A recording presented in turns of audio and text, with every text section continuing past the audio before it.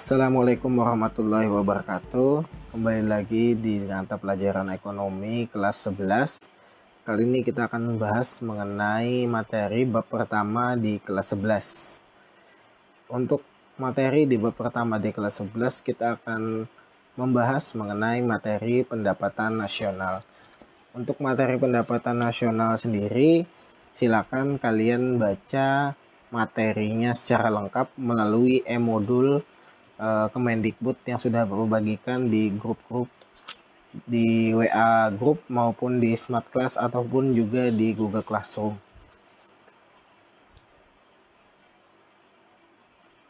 Peta konsep yang akan kita bahas mengenai pendapatan nasional. Yang pertama yang akan kita bahas nanti itu adalah pengertian pendapatan nasional.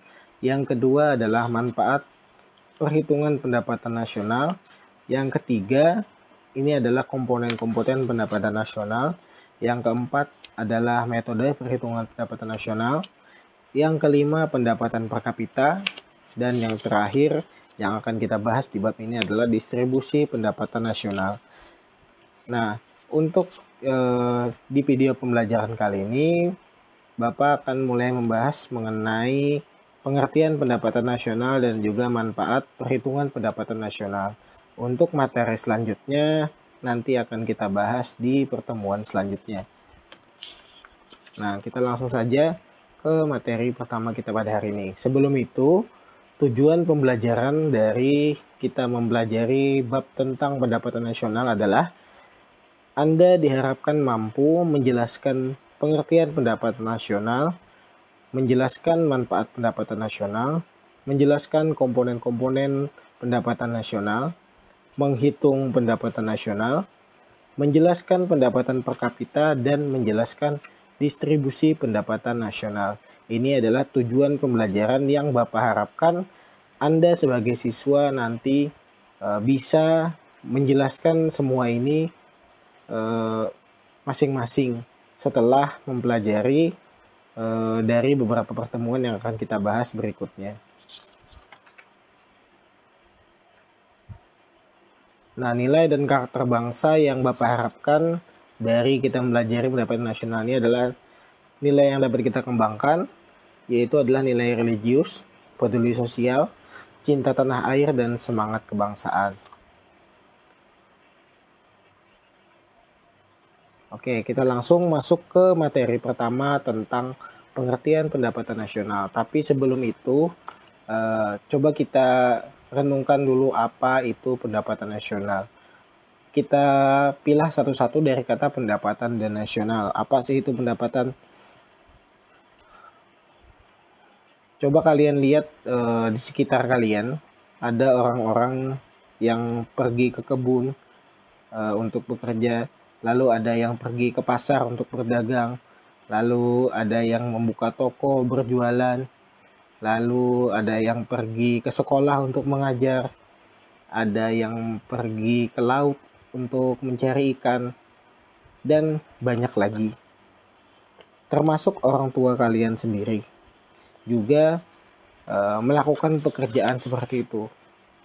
Apa sih yang mereka lakukan? Kenapa mereka sampai pergi ke tempat-tempat seperti itu?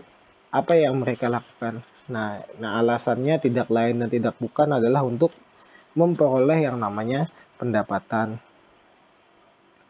Pendapatan tersebut diperoleh sebagai balas jasa atas tenaga yang ia sumbangkan, seperti petani misalnya yang membajak sawah untuk menghasilkan beras, nanti mereka akan mendapatkan pendapatan.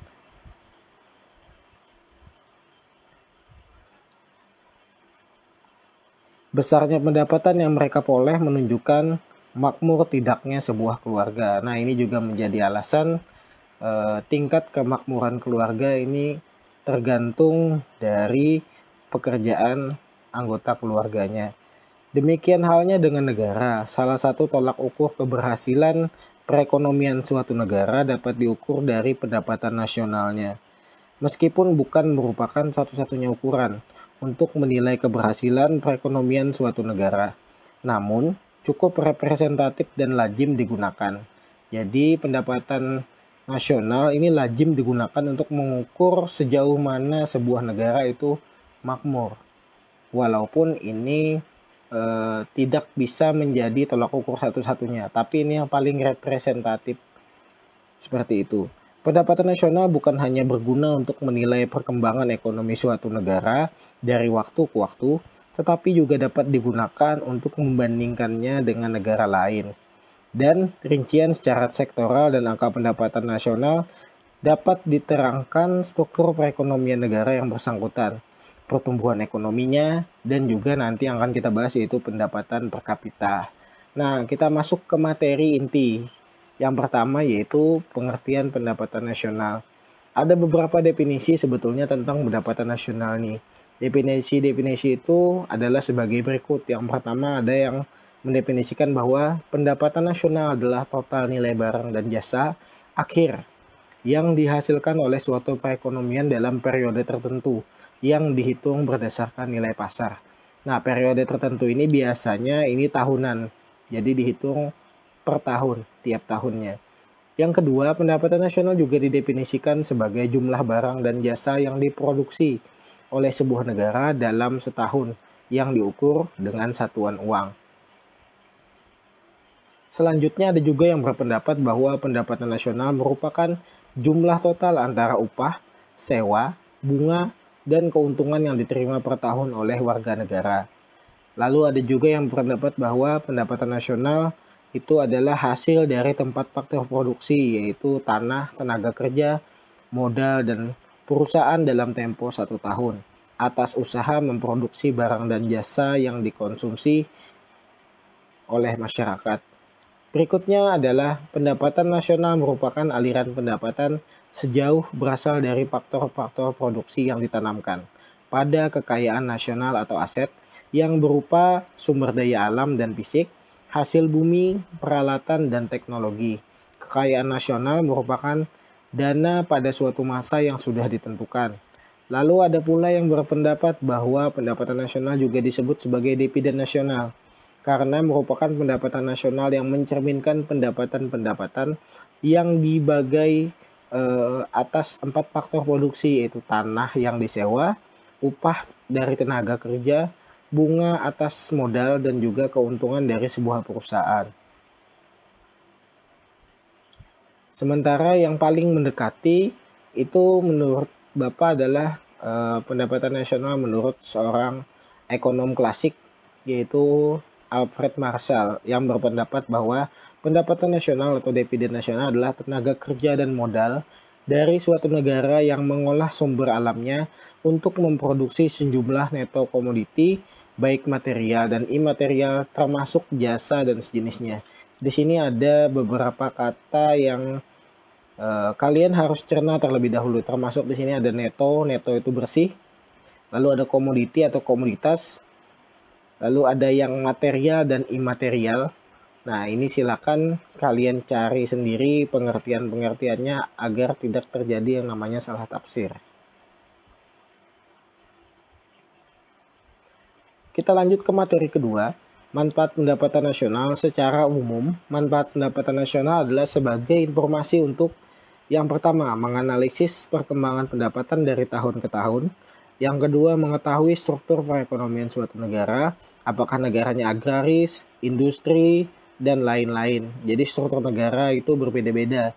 Jadi bisa kita lihat dari kita melihat pendapatan nasionalnya, maka kita bisa menentukan negara tersebut adalah negara apa. Yang ketiga adalah mengetahui kemajuan suatu negara dalam mencapai kemakmuran. Apakah semakin maju, apakah semakin makmur, ataukah tidak. Sementara itu, manfaat dari kita mempelajari materi pendapatan nasional ini apa sih sebenarnya? Jadi manfaatnya kita mempelajari materi ini adalah yang pertama, untuk menggambarkan jenis perekonomian dan strukturnya. Jadi kalian tahu jenis perekonomian kita itu bagaimana dan bagaimana juga strukturnya.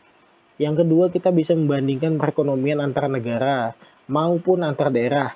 Misalnya di daerah kita Banjarmasin yang lalu dibandingkan dengan misalnya kota Balikpapan, lalu dibandingkan daerah kita dibandingkan dengan misalnya daerah yang berada di Pulau Jawa yang lebih maju. Kita bisa membandingkan perekonomiannya antar daerah. Jadi kita tahu daerah kita ini apakah sudah maju, apakah semakin maju atau semakin mundur, apakah kita semakin bersaing dengan daerah-daerah lain atau tidak. Jadi kita bisa membandingkan.